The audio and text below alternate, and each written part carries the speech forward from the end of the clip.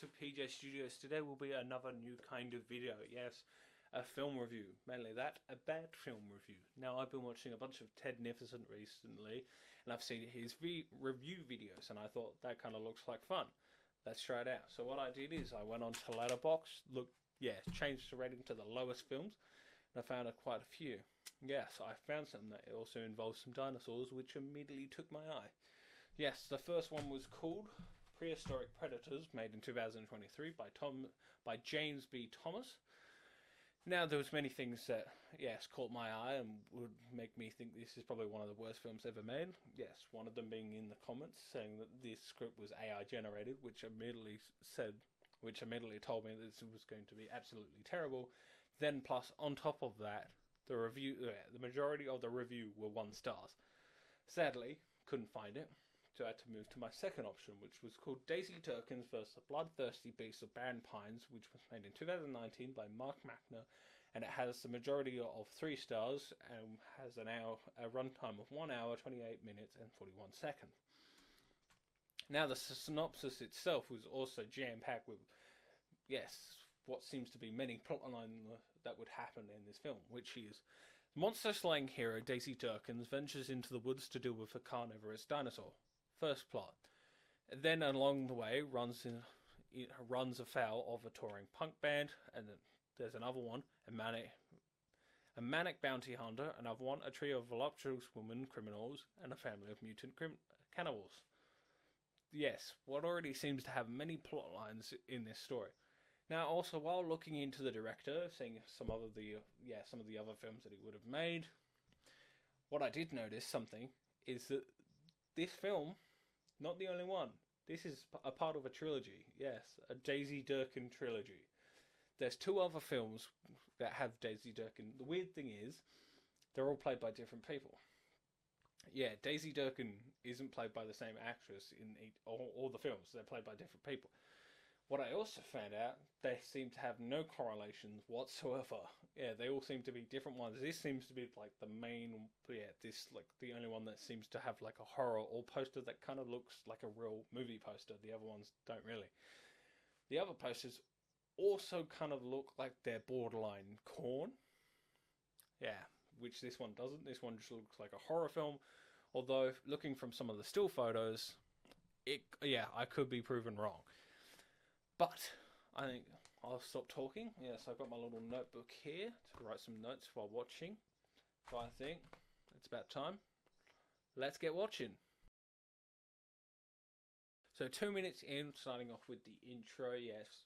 I'm guessing they didn't have a lot of budget, and obviously I'm guessing the budget mainly went to the dinosaur.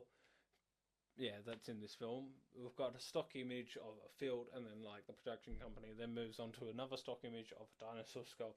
Then moves on to scenes from the film of the main characters, I'm guessing, and then who they're played by. Looks good until there's one person where it kind of it seems that they've used 2 shots for this one character, so it doesn't run smoothly. There's a slight jolt because it looks like they've slightly shot at a slight different angle. So instead of running smoothly, it's a slight jolt where they've cut it or used a different scene. So yeah, besides that, pretty decent.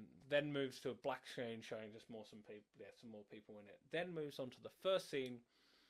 Now, the first bit of this scene seems like it runs for a little bit too long. Like I feel like they could have cut and shortened it, which I always had this problem of having scenes that run too long. And then the music as well doesn't really seem to, because the genre of this film is horror, but the music itself doesn't really feel like a horror, which I do get on this hand. Yes, so I'm guessing they're using royalty-free music, and royalty-free music is not always the best because you can't find what you really want, which I guess. Yeah, and now this is this is something that I picked on. It's not really important or effective. It's just think it's weird. Yeah, she gets picked up. So obviously, the scene runs for a little bit too long. Zooms out, car comes in, and then zooms back in. That's one of the reasons why I think it should have been cut at the start, because of that whole zoom in, zoom out thing. But yeah, the car comes. The way that he gets out of the car, Who on earth is getting a car like that? I've never seen anyone get out of a car like that. Yeah, who on earth is doing stuff like that? Yeah, no one's swinging out of a car and opening the door. Like, I've seen people jump into a car. I've never seen someone crawl out the car to open a door. Fans. People like you. Get over yourself, Vex. It's embarrassing. In what way? I'm sure she's never heard of us. What are you guys, like, in a band or something? Are we in a band? Yeah, we're in a band. The only band that matters. Isn't that the Clash? Thank you. Vex could use a little humbling. Humility. Humility's for losers.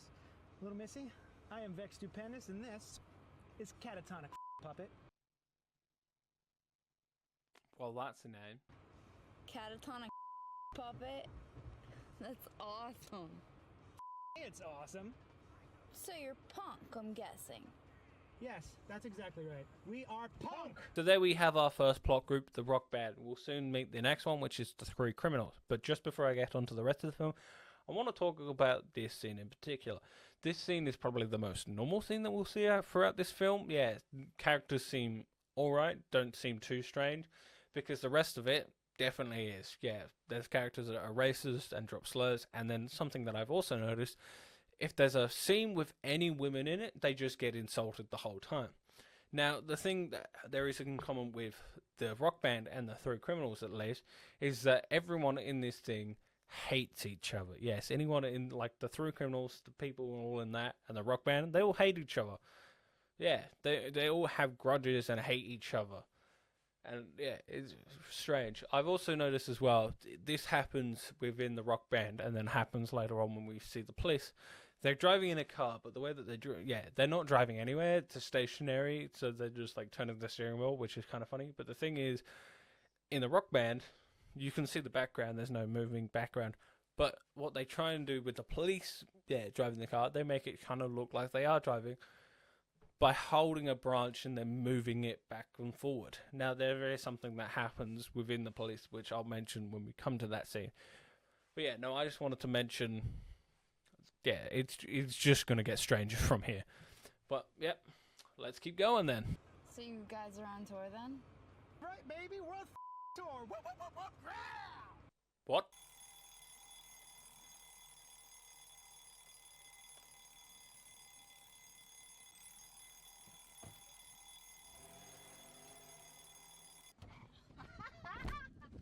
Now here is also where it starts to get weird. We got it. Now shut wormhole. And there we have the second plot group of this film, the three criminals. Now the place that they just robbed as well comes more important later on, as that's how the bounty hunter comes into play. Now another thing as well, we get to see the second person that gets hated on. Like the first group, you had the two guys hating on the woman, and then this one has the leader hating on the driver, which leads to one of the weirdest response that happens in this film. Yeah, as well as, just some of the weirdest reactions, like the leader, when they're in the place and shooting all the people, there's just some funny things that happen. I don't know if it's like the editing thing, or, the first person to get shot, there's a scream, but the person that gets shot, mouth never opens, and then there's a person that, when she's, like, killing all the people that are, like, laying down, the second person that gets shot, the gun goes off, and she's already, she starts to fall when the gun goes off. So, it's just another editing error where they've put the sound effect slightly too late and haven't synced it up with the actual action that's happening. Also, the leader, is she horny for killing people? We should walk back up the main road and then follow it until we find a town. Hold on, folks. I didn't get into punk rock to walk places. No way. And where's all the heard about? You'll get nothing of the sort from me. If you just bring your iPhone, we wouldn't be in this mess right now. Now, I've just stopped here because we're about to meet the third plot point character, the bounty hunter, but just before we get onto that, I wanted to talk about this scene that I've just showed, as well as another one. So this scene, it starts off normal, the dude doesn't want to walk. Also, I still think this dude is someone's dad that had a midlife crisis and then joined these two. So yeah, he's like, I don't want to walk, fine. And then he just says, this so out of pocket thing. Like, there was no reason for it to say it. I swear, nearly every scene, yeah, some character is saying something sexist or just insulting women. Even when there's no women, like in the bounty hunter scene, it's just two guys. They're insulting women. Yeah, and then obviously he says like this thing that just sounds so much like something a dad would say, which is this. Fine with me. I need a good long rest from all you jokers. That's good. Yeah, I'm nowhere near finished, and it's already difficult watching this. So yes, let's get to the bounty hunter then. I'd offer you some sherry, Mr. Van Cleef, but you do not strike me as a sherry-sipping type. You're very perceptive, Mr. Von Ruffhausen. I don't sip. I suck. So, starting off with the bounty hunter, already weird off the bat. Yeah, like not even halfway into this scene. It's like the first few seconds, already saying something weird. Yeah, now I'm gonna mainly show you like important or weird bits that I think from this character, because it's kind of hard to understand because they're in a confined room, and it's probably the worst audio out of the other scenes because it's just echoey and kind of hard to understand and not that good to listen to. So I'm going to try and show you the most important or weird clips that I think for the bounty hunter, so you don't have to listen to the audio that much. Yeah. Now, the first bit that I just showed you, this is a job interview, mind the less. Yeah, I'm just going to point this. This was a job interview.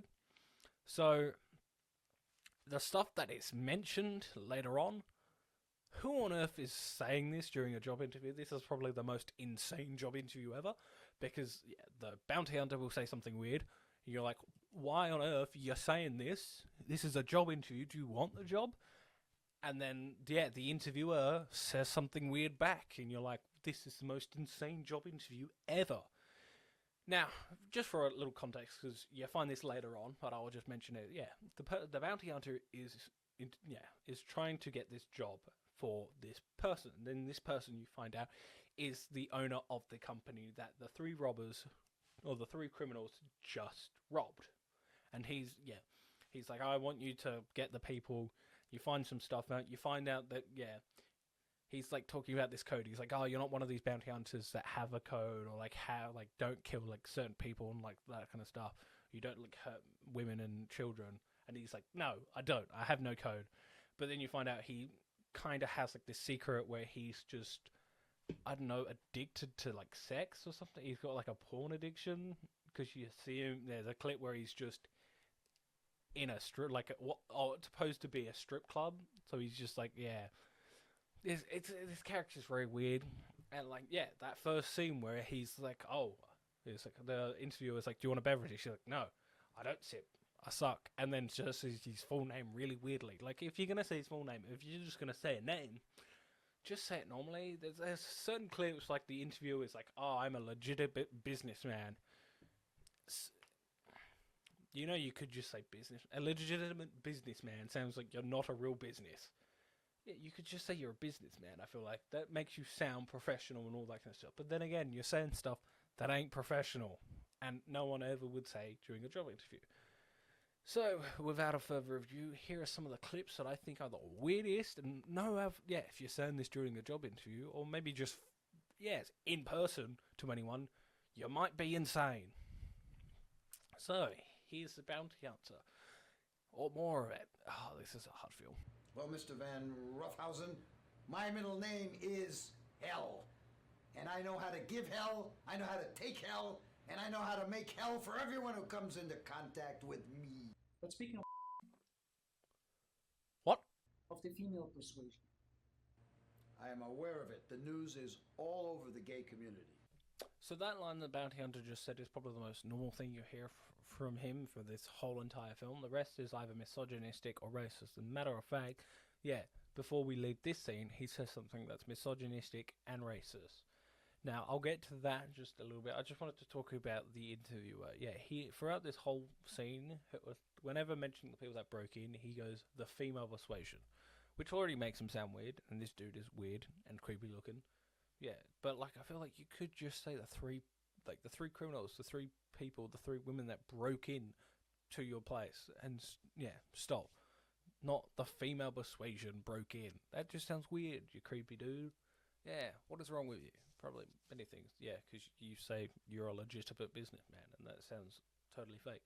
But yes, besides that, there's one scene that he with the interviewer and the bounty hunter, that kind of just is a reoccurring problem in this film, which is scenes that go for way too long. They're either scenes that go for way too long, scenes that go for long, but there's no audio, or there's no like speaking audio, which is the scene that before there was a bit where it's like the interviewer, it's just a the camera's on the interviewer. He hasn't he stops saying something, then like slowly goes and then cuts to the bounty hunter. There's a little bit before the bounty hunter says anything, and it's like you could have just shorten that down and it'd probably look a little bit better.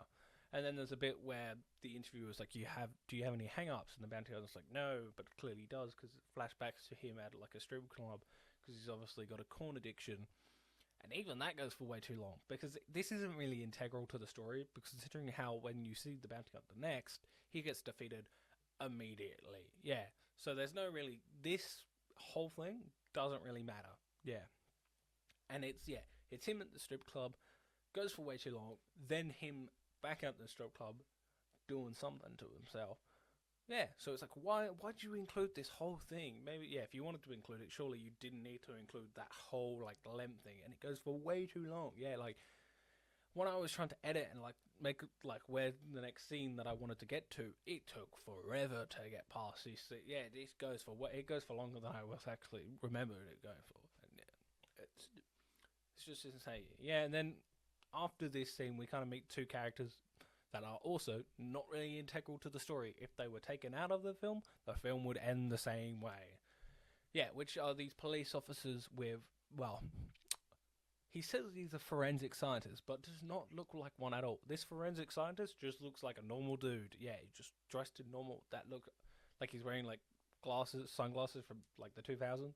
But yeah, not dressed as a forensic scientist at all, just dressed like a normal dude. Now, there's also something, he says his full name and then what his job is, and breaking the fourth wall.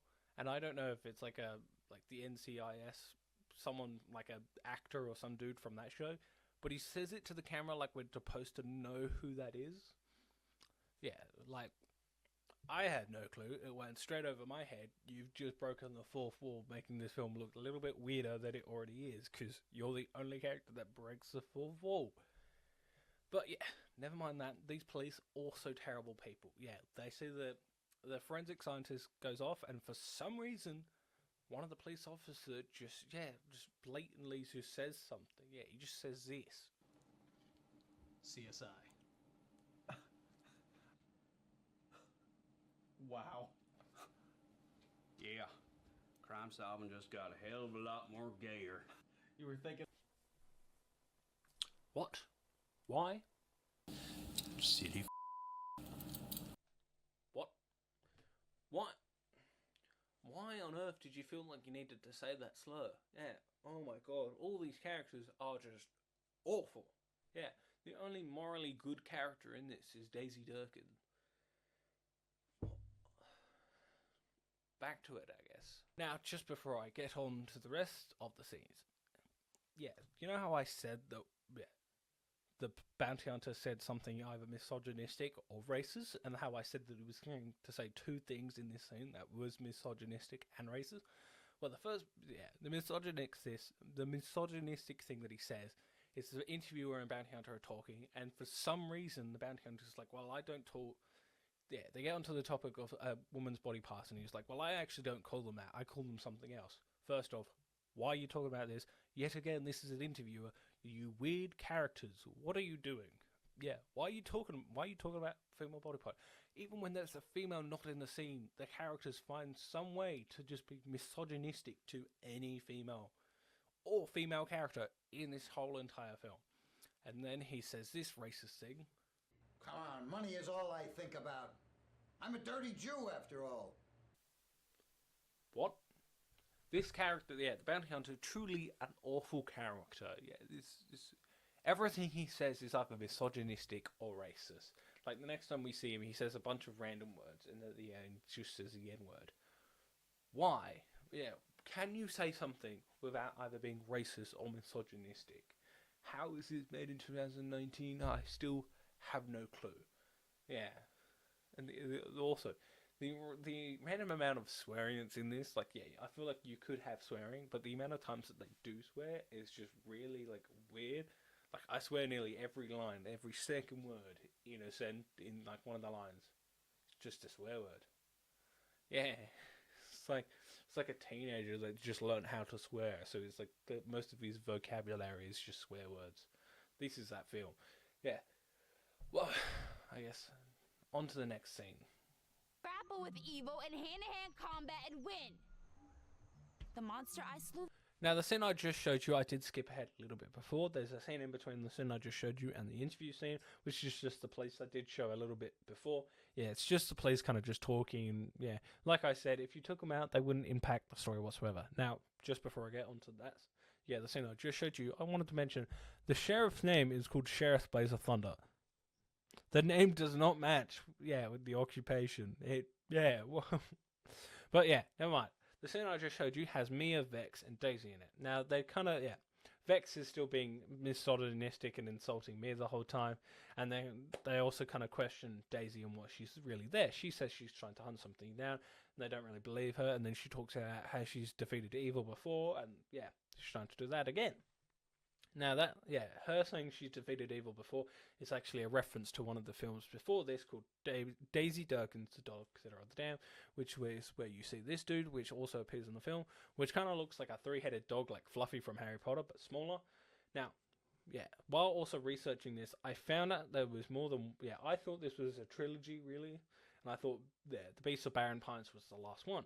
I was totally wrong. There's more than one, and there was one recently made last year called Daisy Durkin's Fire. Daisy Durkin does a different dimension, which actually kind of looks funny, and tempted to do a bad film review on that, but then again, I watched this film, thought it was funny, kind of immediately regret it, because it's just hard to rewatch over on the Make of Whole video. So who knows? That might come out, that might not. But yeah, I also noticed in the posters there's dinosaurs, and then there's a film after Daisy Durkin's The Barren Pines, or The Beast of Barren Pines, which also involved dinosaurs. So I don't know if he made the Barren Pine films and kind of just got fascinated with dinosaurs. If he did, totally get it. I absolutely love dinosaurs. I have a little Spinosaurus tooth here, because Spinosaurus is my favorite dinosaur. Yeah, Jurassic Park 3, they're my favorite ones. I'm reading Jurassic Park now. You've also got, Prehistoric Planet. Dinosaurs are absolutely fantastic. They're sick as hell. But yeah, back to the scene. So that happens, and then you go to the next scene, which has the dad who had a midlife crisis and joined the rock band. Now, he's writing his memoirs, and then he hears something. This kind of doesn't really match from what happens soon in this scene. Now, I just wanted to mention, he hears hears a thud, so there's obviously going on. His first opinion is, oh, I'm just going to insult Mia for some reason. Yeah. Why? There was no reason for you to do that. So why was your first opinion, I'm going to insult Mia? Yeah, you dad that had a midlife crisis. What is wrong with you? Yes. So, later on the scene, he's writing, he hears a thud again, and he wonders what that is, and then insult Mia some more for some goddamn reason. Then, he sees the beast, which is clearly a dinosaur. Throughout this whole film, only one person says a dinosaur. The rest say beast. They never say dinosaur. Yeah, so he sees the dinosaur, he screams. Now, this is where it kind of gets confusing. The way that he sees the dinosaur and the way the dinosaur comes into screen, the dinosaur would be here and he's here. So the dinosaur would be coming there. So why did he scream so late? And why? Because the way that he's seeing, the dinosaur was directly in front of him for maybe quite a while. So why did he scream? Why didn't he run away?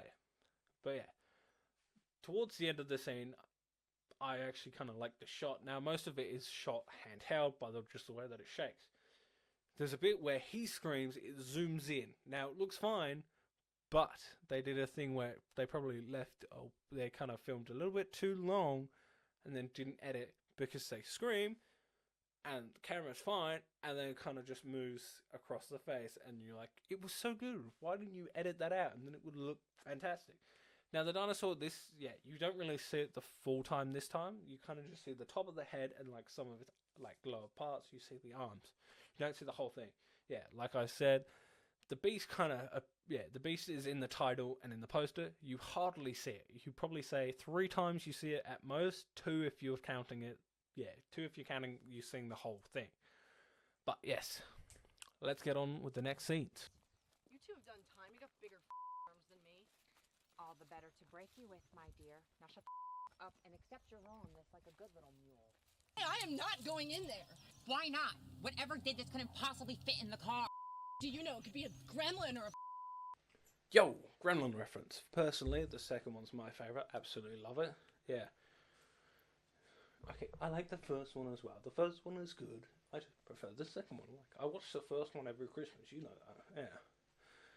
Actually, yeah, can you get back under the desk, please, Desk Gremlin? Yeah, I just gotta finish up this video. Like, actually, I might need you later on for Amazing World of Gumball video, because I referenced some Gremlin in their episodes. But yeah, for now, can you just get back under the desk?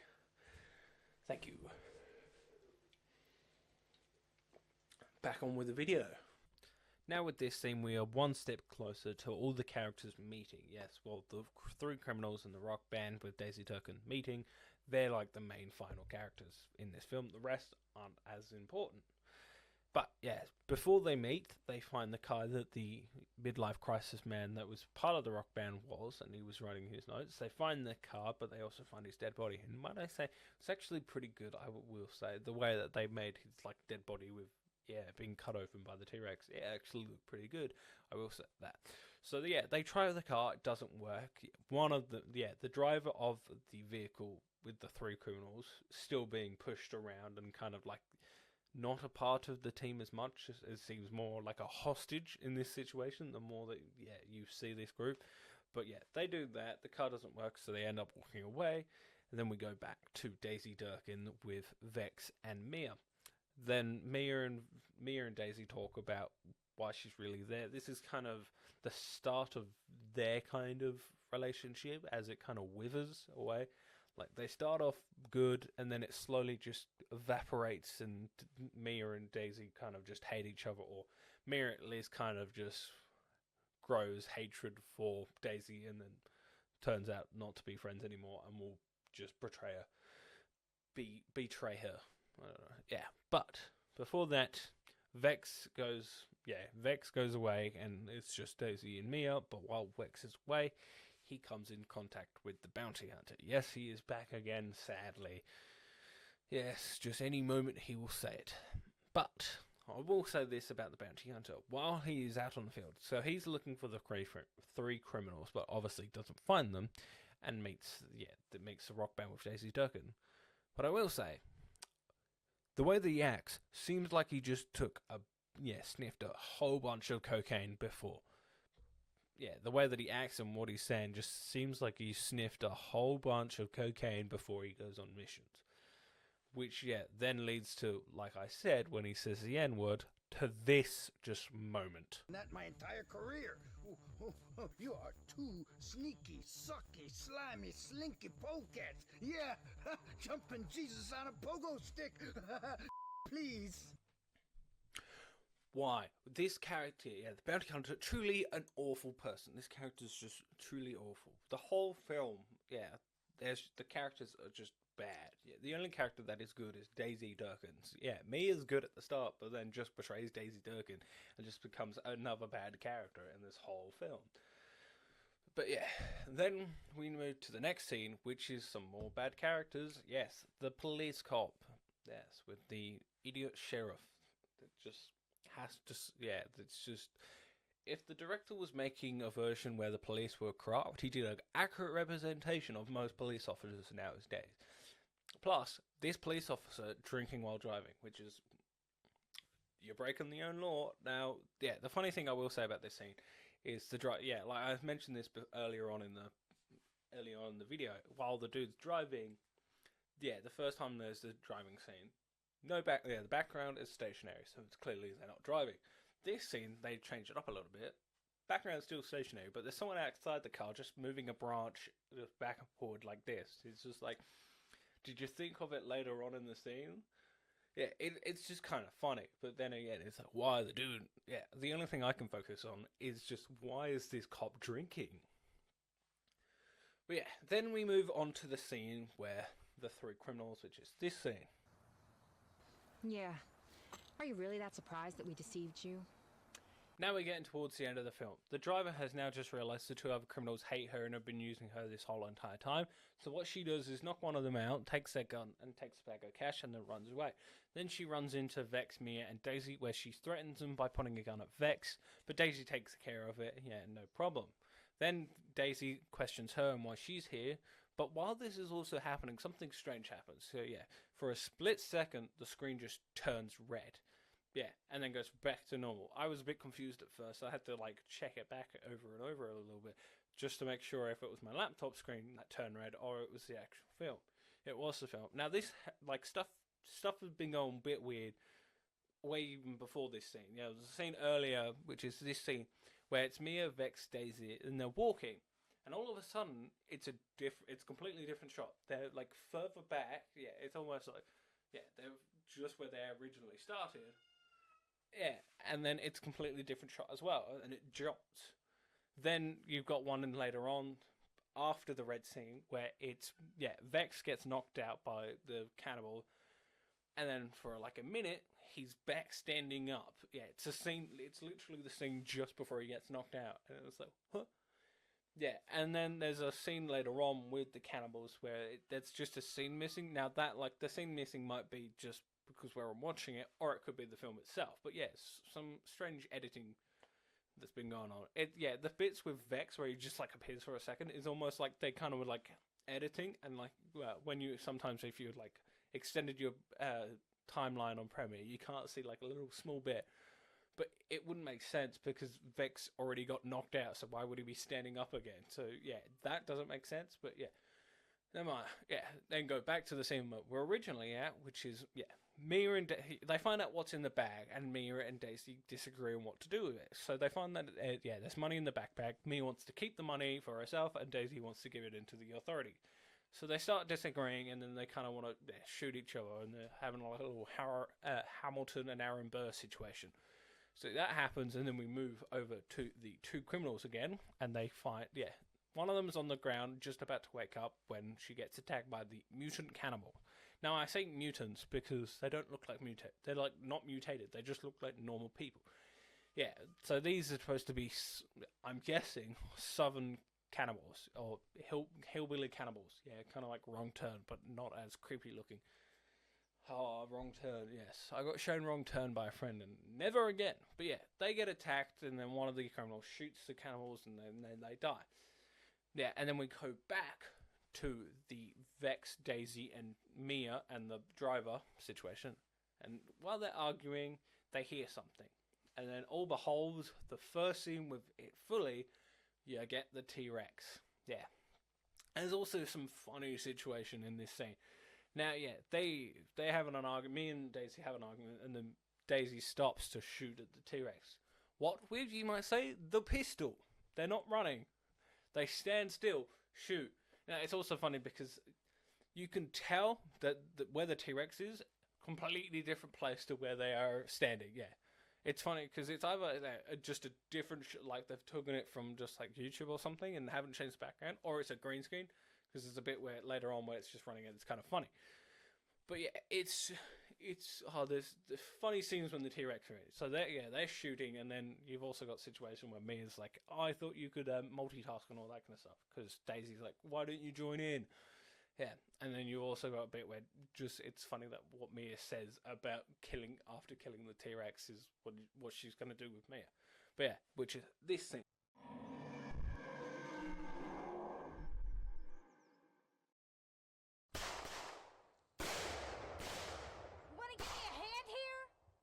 Our business after. Put it, Mia. But as soon as this thing falls, Daisy comes tumbling after. Now, I kind of just find that scene funny for two reasons. The first is, when they see the T-Rex, they don't run away. They kind of just stand their ground and shoot at it, which would be fine. But you're shooting at a T-Rex with a pistol. You're not going to be able to defeat a T-Rex with a pistol. It's a pistol. Yeah. And then the second bit is, I didn't actually notice this when I first watched it. I only noticed it while editing, which is, while I was going frame by frame, because I was actually going to show you a shorter clip. But then seeing this in the dinosaur, I was like, I've got to add this in. Which, for a split second, there's just a photo of a lizard. Don't know why. There's just a photo of a lizard, and it's kind of funny. I had to go frame by. I had to do it like over a few times just to make sure that I actually saw a lizard. So I was like, okay, gotta add this in because that's kind of funny. And then the next scene I'm about to show you, once again with the dinosaur, so it's gonna be funny. It's running and like chasing after them, and you can tell that it's green screen or like it's just a clip from YouTube. And because when it's running, it's not really touching the floor. There's no impact on the floor, which is kind of funny. And then the second bit of this scene is, the driver's running and like Vex dropped the bag, so she goes to pick it up. She turns around, sees the dinosaur, screams, and like kind of falls to the floor. But there's a bit almost like they kind of like maybe stopped filming, and she's just still looking up, and they just forgot to edit it out because she screams, and then just looks up and stops for about, I don't know, like 5-10 seconds. And she's just like looking up, saying, doing nothing, just and it's like almost like she's now thinking, oh no, I probably could have run away, but I don't know why I just stopped, and then gets eaten. I will say there's something that this film I think does pretty well, with obviously budget wise and all that kind of stuff, is that the way that they make their like dead bodies being killed off by the T-Rex, I think they look pretty good. So we have that scene, which is this one. It's your way. Now it's all mine again.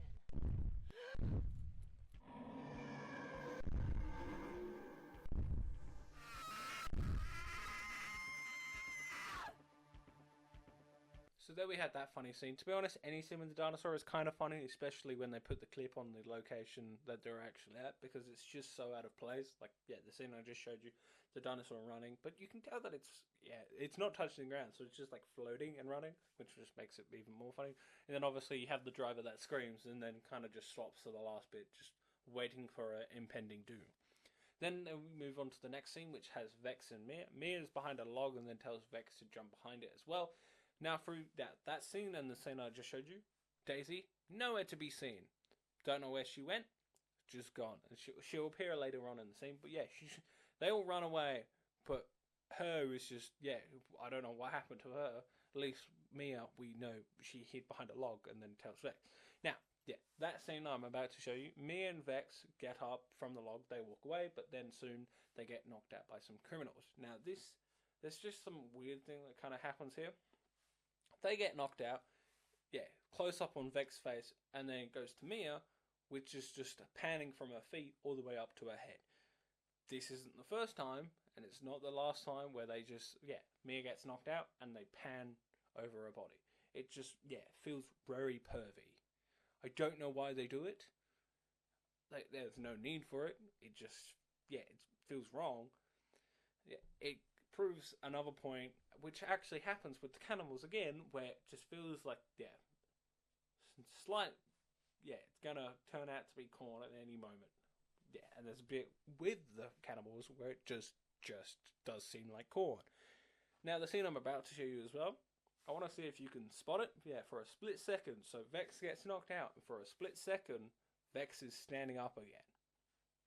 So I'm going to show you that scene, which is this one as well. Now, actually, before I show you the scene, I wanted to mention, when they're knocked out, one of the cannibals goes up to Vex and just licks his face over and over again for a long period of time. Like, it feels for way too long that he's just licking Vex's face for some reason. Weirdly long scene. But here's that scene. Or, not that scene, but here's the scene where they get knocked out. See if you can spot the split second where Vex is standing up again. Let's... Again.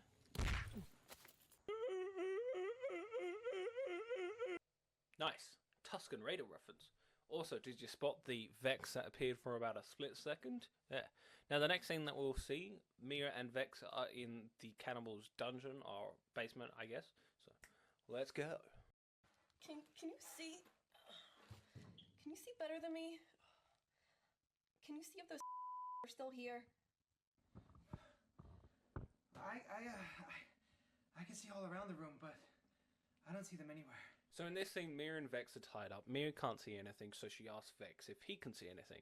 Now, instead of them just panning around the set to like show what Vex could see, or Vex describing what he could see, they show a bunch of stock images. Now, it's funny because the stock image background compared to the set background don't look anything alike. Which, yeah, it just makes it so much more funny.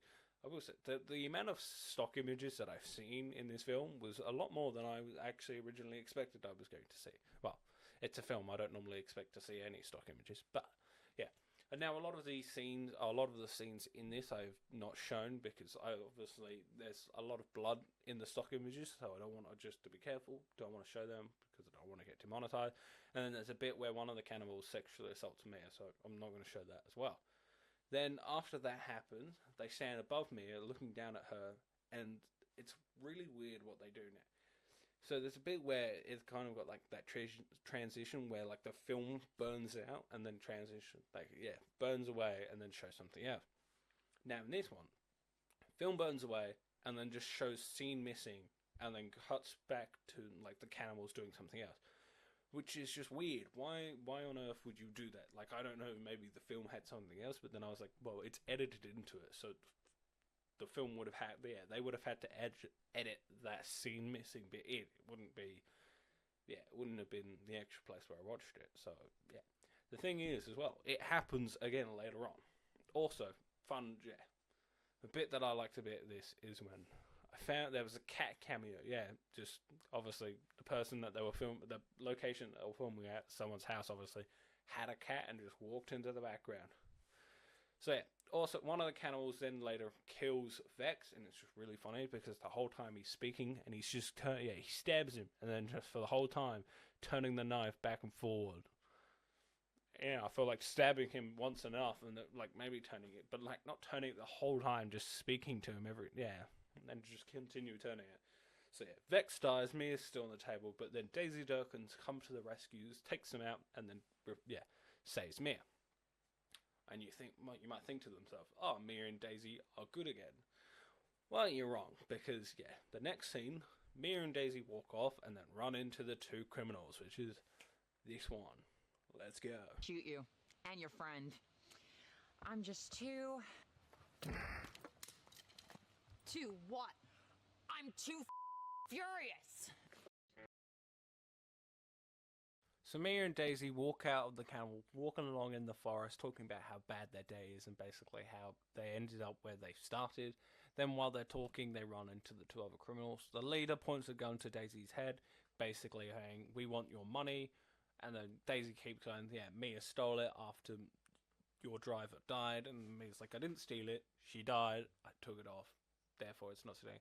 I will say, Mia seems to be the only one that referenced the beast as a dinosaur, not a beast, because it is a dinosaur.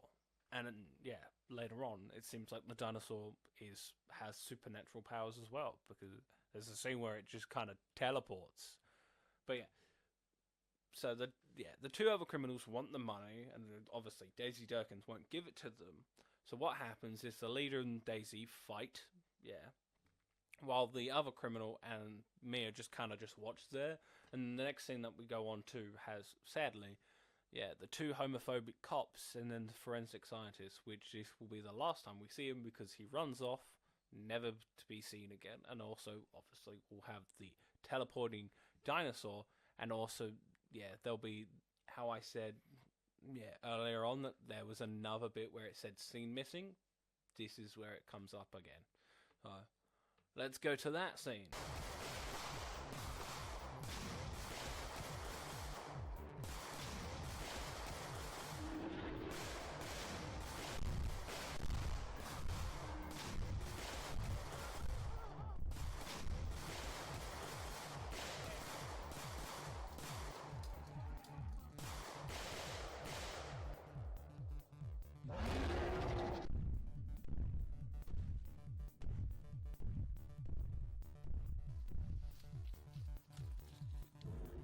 Now, in that scene, you had the two homophobic cops and the forensic scientist. They run into the T-Rex, and the forensic scientist runs away, never to be seen again. We don't know what happens to him. He's not mentioned, after we last see him.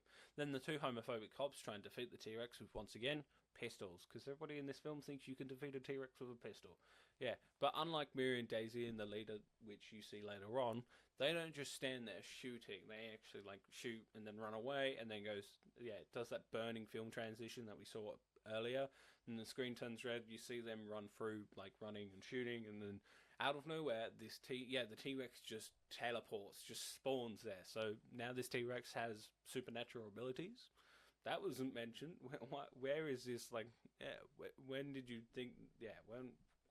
What happened there? Why randomly did you like? Oh, it's just gonna teleport there, and then yeah, it goes to that scene missing, burning film transition again, and then scene missing, and then the next bit is you see like the deputy's body. So now, the only one that we know of in that group that is still alive that we know of is the homophobic sheriff, which sadly we see later on. Yeah. Then we move on to the next scene, which is the one I'm about to show you, which has the two criminals, Mia and Daisy, where Mia has now joined with the two other criminals, and they kind of just beat up Daisy, which is this one. Daisy is getting beaten up by the criminal leader as well as Mia. Then the criminal leader picks her up and threatens her, but then they run into the dinosaur again. Noise.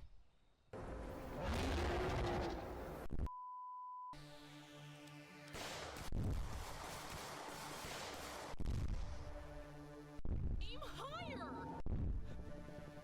That's not gonna do any good, it's just gonna irritate him!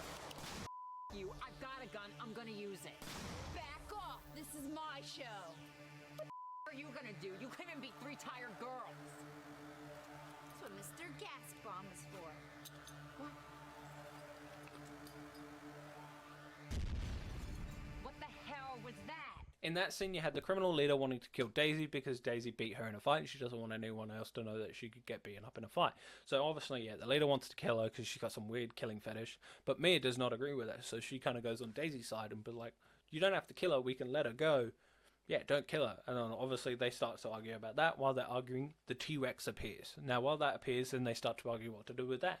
Obviously, the criminal leader wants to kill it because, once again, she's got that weird killing fetish. So yeah, she's like, I got this. And then Mia's like, no, let Daisy do it. She's the monster slayer. She knows what she's doing. So then they kind of work together, to get it done. Once again, with pistols, because apparently they think that's going to work. Yeah, and they don't even run away and hide. Because, I know they're limited on weapons. That's what I would have thought. They would have tried to, run and shoot or, hide and shoot it. No, they just stand in place with, the T-Rex, close to them. They go, I got this, my pistol. I can take it down. They shoot at it for a little while. Daisy obviously realizes it's not working. So just, I don't know if she's had this on her the whole time or, what. It makes sense. She's a monster slayer. It would make sense for her to have weapons. But it's just funny how casual she's just like, oh yeah, I got this grenade. Just chucks it at the T-Rex. So so she chucks it at the T-Rex. It falls down. It's just knocked it out.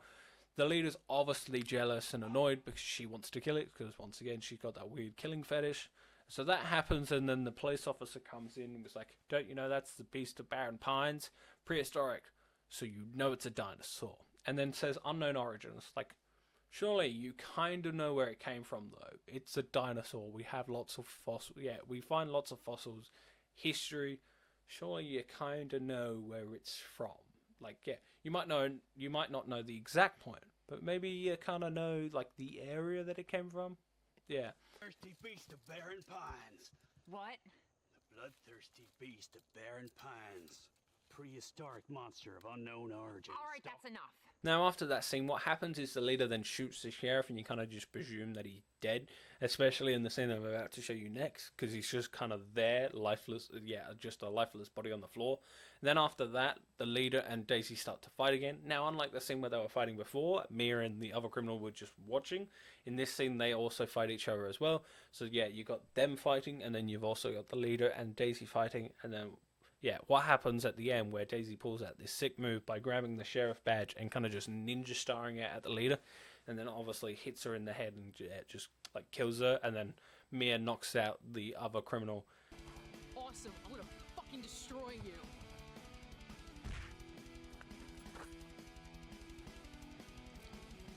That's it. Get comfortable with Piggy. You're about to share his fate. You've seen what I think of the law. Here's what I think of you. Nice shot.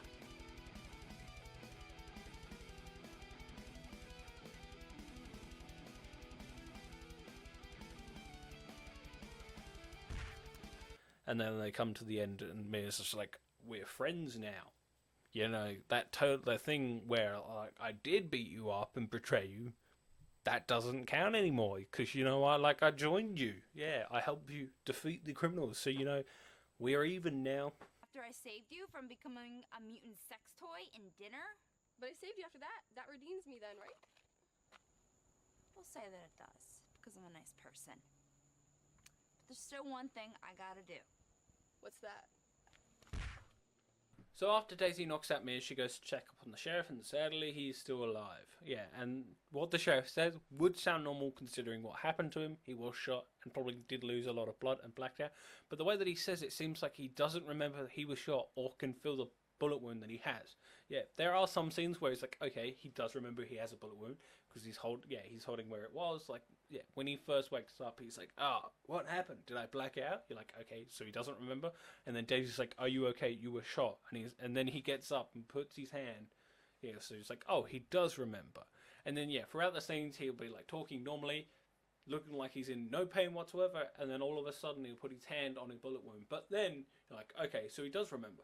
He puts it back down, starts acting normal again, and then puts his hand on the opposite side, higher up to where his hand was originally. So he's like, so he does remember he was shot, but for some reason he doesn't remember where he was shot because he's just moving his hands on each side different. Yeah, what?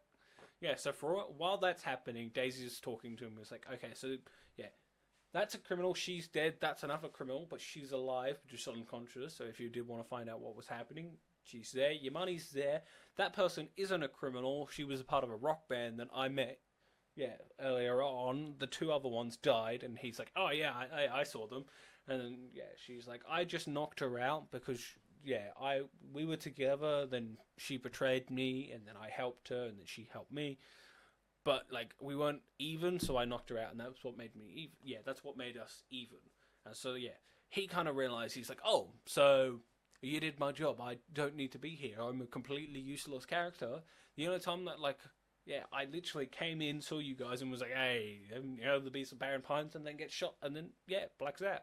So I'm completely useless to this whole storyline. Yeah, and then they start to talk about what to do with the T-Rex. He's like, oh, maybe we can take it to some sanctuary or some like zoo where we can keep him safe and he doesn't harm any humans or like eat any of them. And then like Daisy says this line, which I'm about to show you, which is the scene I'm about to show you, which is the end. Yeah, the last scene. Yippee, we are towards the end. I never thought it would happen. Yeah, so the sheriff's like, oh, what are you going to do next after like all of this? And Daisy says like to us, yeah, well, she seems like she's saying it to herself, but saying it out loud, like that kind of cheesy, cringy line where they like this character thinks they're the coolest character. Yeah, after saying it, which I guess Daisy, considering is probably the coolest character out of all of these characters. Yeah, she's a beast slayer, and considering all the other characters are kind of just awful. Yeah. Also, the forensic scientist, not mentioned whatsoever. Yeah, not mentioned or seen. Yeah, towards the end. So his fate unknown. So yeah, Daisy's like, yeah, says to the sheriff, "You're just gonna have to wait and see." Yeah. So yeah, here's to that scene. Bag every last dollar of it. Well, goddamn, girlie. You got the money, the robbers, the beast. It's a gal like you do for an encore. You'll just have to wait till next time. And with that, that is the end of Daisy Durkins vs. the Bloodthirsty Beast, and that was truly something, yes. This surprises me because it was made in 2019, and yeah, with everything that I saw in this film, how was this made in 2019? It seems like something made in the 2000s. Even the forensic scientist, that was a forensic scientist somehow, but didn't dress up like one and looked like someone from the 2000s. Yeah, so all the male characters being either homophobic, racist, or misogynistic, or both, yeah, at the same time. Yeah, any woman that was in the scene was just insulted. Even if they weren't in the scene, they were still being insulted. The job interview that was, would not be a realistic job interview from them just insulting women and being racist to them having alcohol in the shot. Like, yeah. The only good character would be Daisy Durkins, and then the forensic scientist. Even, yeah, that's mainly because we didn't even really get to know him. Yeah, the plot points of characters that didn't need to be in it, and the backstories that weren't needed. Yeah, like the bounty hunter. You could give him backstory. You want to give him backstory that actually is worth, like, to the story, and actually proves something to the story. Not does nothing. Yeah, it does absolutely nothing. Yeah, and the cops just literally, every time you see them, is them just trailing behind one of the characters to then end up, most of them either, well, the forensic scientist nowhere to be seen at the very end, the deputy dies, and then the sheriff comes in the last bit just to get shot, black out, and then basically get picked up by Daisy and to realize that Daisy's done everything for him. Yeah, there were so many things that made it hard to watch, and then editing it, there were bits that I kind of found funny because I was editing. I was like, how is this possible that this made it through the edit to the final version? The missing scene parts, the T-Rex that randomly appears in one scene, like supernatural powers, what? The stock images that made no sense, and the bit with Vex getting knocked out and then reappearing. How did that get passed through the editing bit? I would give it one Lego brick, but I'm going to give it 2.5, mainly from that Gremlin reference, because I absolutely love Gremlins reference. Yeah, I love Gremlins, so yeah, that's going to get the 2.5 stars, but other than that, I would give it a 1 star. The only thing that I kind of liked about this film, well, them having stock images and be like, how did you get that through? Well, that was kind of funny. But yeah, the dead bodies, them showing the dead bodies, like, I guess, yeah, you don't have the biggest budget, but the way that they showed the dead bodies, that was pretty good. Yeah, I would give, like, they did pretty good on that. But yeah, 2.5 Lego bricks, my review. I wrote so many notes on this thing. Yeah, and that's another thing as well. The T-Rex, some of them call it a dinosaur, some of them call it a beast. The sheriff calls it a beast, but then goes prehistoric. Mia calls it a dinosaur, and then some other people pick it up because they're like, the beast. And then there's a scene where I found where Vex, I swear Vex calls it an Allosaurus. When I tried to find it for editing, I could not find it, but I swear there's a scene where he calls it an Allosaurus. So it's like, it's a dinosaur, why still call it a beast? And then, yeah, the many scenes that were useless, and the basic corn scenes in this film. Why? Yeah, and the camera angles where they would pan on like a woman being knocked out, but if it was a guy, it's just like a wide angle. There's so many scenes that make this seem like the director is a perv. Yeah. But yeah, that has been my review on Daisy Durkins vs. Bloodthirsty Feast. If I do this again, I'm going to hopefully find a film where it's actually bad, that it's funny. Because I've written some down, and then I've got some Amazing World of Gumball, because that's one of my favourite shows. I'm going to do maybe a top 5, top 7, considering that's how many their seasons are. So I'll do one from each season, then maybe some honourable mention, as well as some top, like, Doctor Who episodes from the 10th and the 11th, my favourite Doctor, and then I've got a Lego review for Bricklink series. Going to try and do one of those again, because they normally do pretty well. It's just annoying making those videos. But yeah, hope you enjoyed watching this video, and I don't know, found something funny about this bad film. Yeah. Here are my social medias. You can follow me on there. Until next time, see you later. Please like and subscribe, and allons-y.